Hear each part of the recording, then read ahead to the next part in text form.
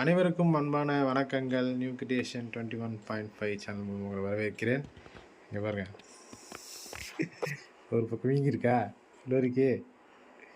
என்ன கதை, என்ன ஆச்சு எல்லாம் இப்போ நான் சொல்கிறேன் உங்களுக்கு. நீ போம்மா, இப்போ வேலையை பாரு. போ. போ போ போ.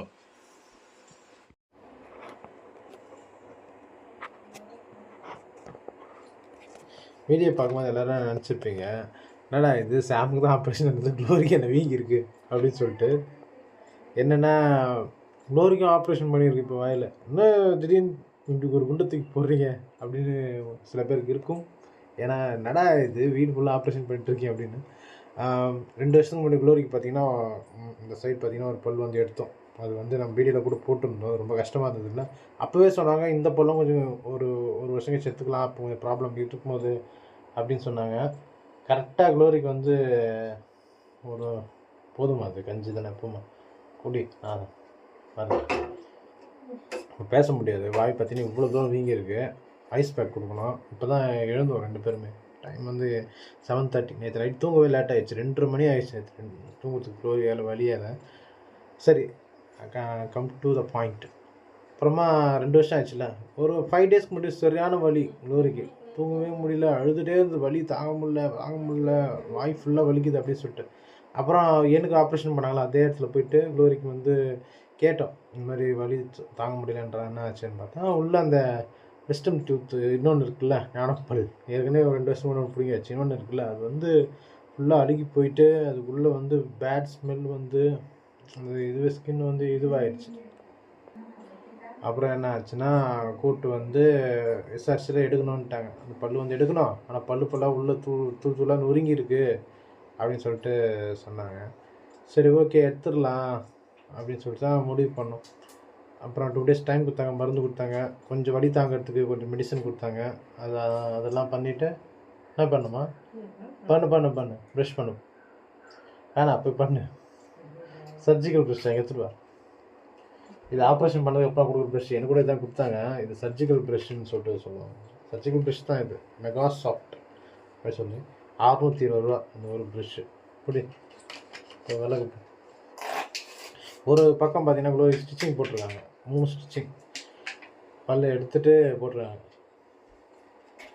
அந்த பல்லை எடுக்கிறது ரொம்ப கஷ்டமாகி போச்சு. வழக்கம் போல் தான், அது ஞானப்பல்னாலே கொஞ்சம் கஷ்டம்தான், வலி அதிகமாக இருக்குது அப்படின்னு சொல்லிட்டு இருந்தது. அதனால தான் கொஞ்சம் நாள் நாங்கள் வீடியோ போடல. ஏன்னா 5 டேஸாக பார்த்தீங்கன்னா இதே ப்ராப்ளம் வீட்டில் போயிட்டு இருந்தது.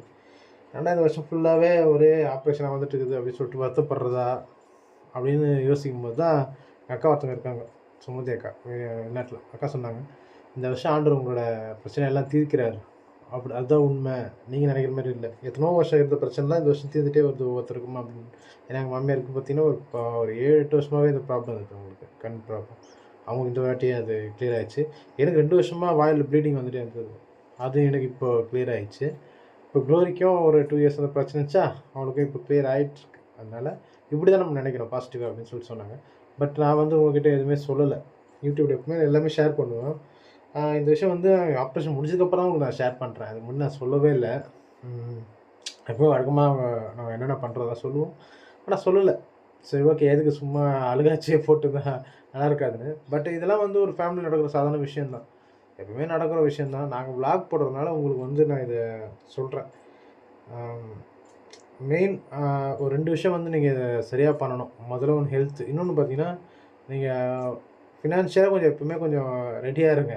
சில சமயங்களுக்கு நான் சொல்கிறேன், ஒரு சேமிப்பு அது எப்பவுமே நீங்கள் வச்சுக்கணும். அதை நான் சொல்கிறேன். எங்களுக்கு வந்து பார்த்திங்கன்னா ஆண்டவர் எப்படியாவது சந்திச்சிருவார். உண்மையாக சொல்லணும்னா அதுதான் உண்மை. இப்போது நான் கூட பார்த்திங்கன்னா இடையில வந்து என்னோடய கேமரா இருக்கும், கேமராவை நான் வந்து விற்றுட்டேன். இந்த ஆப்ரேஷனுக்குலாம் தேவைப்படும் போது அந்த டைம் வந்து விற்றுட்டு அதுலேருந்து காசு எடுத்து ஒரு கடனை அடைச்சி அதுலேருந்து அந்த கேமரா லோனை வாங்கினது நம்ம விற்றாலும் சரி, வாங்கின அமௌண்ட்டை வந்து நான் முடிச்சு தான் ஆகணும்.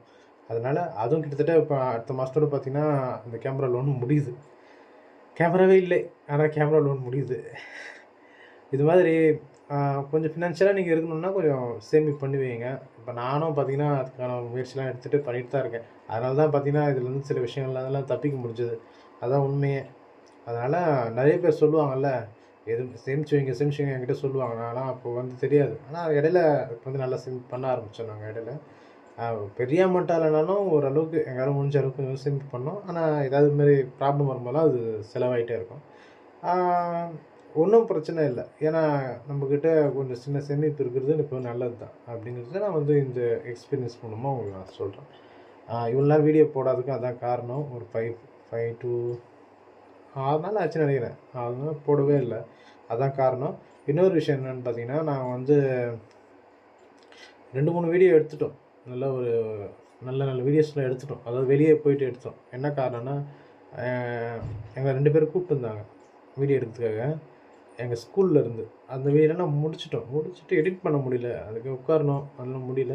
இப்போ எனக்கும் ஆப்ரேஷன் முடிஞ்சதுனால கொஞ்சம் வீட்டில் இருந்து நானும் இப்போ வேலை செய்ய ஆரம்பிக்கணும். வீட்டில் கொஞ்சம் சமையலாம் எனக்கு குளோரியாவில் முடியாது ஒரு 10 நாளைக்கு. நான் தான் இப்போ ஆரம்பிக்கணும். அதனால தான். ஓகேங்களா? நான் வந்து இந்த வீடியோ இதோட முடிச்சுக்கிறேன். உங்களை அப்புறமா நான் மீட் பண்ணுறேன். பாய்.